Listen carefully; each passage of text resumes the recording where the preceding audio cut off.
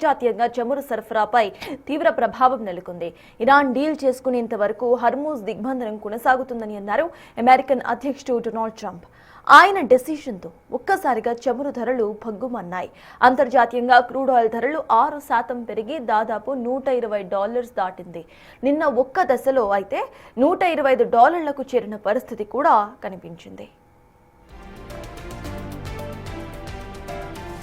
చమురు ధరల పెరగడంపై ట్రంప్ యంత్రాంగాన్ని ఉద్దేశించి వ్యంగ్యంగా మాట్లాడారు ఇరాన్ పార్లమెంటు స్పీకర్ మహ్మద్ ఘలీబఫ్. 3 రోజుల్లో ఇరాన్ చమురు బావులు పేలుతాయని ట్రంప్ చేసిన హెచ్చరికలపై స్పందించారు. 3 రోజులైనా అలాంటిది ఏమీ జరగలేదంటూ కమెంట్ చేశారు. దాన్ని 30 రోజులకు పొడిగించి ప్రత్యక్ష ప్రసారం చేయండంటూ పోస్ట్లో ఎద్దేవా చేశారు. అమెరికా ఆర్థిక మంత్రి స్కాట్ బెసెంట్ లాంటి వారు దిగ్బంధనం సలహాలను ప్రచారం చేస్తున్నారని అన్నారు. ఇప్పటికే చమురు ధర ఒక బ్యారెల్కు $120 దాటేసింది. నెక్స్ట్ స్టాప్ $140 వద్ద ఉంటుందని పోస్టులో తెలిపారు ఆయన.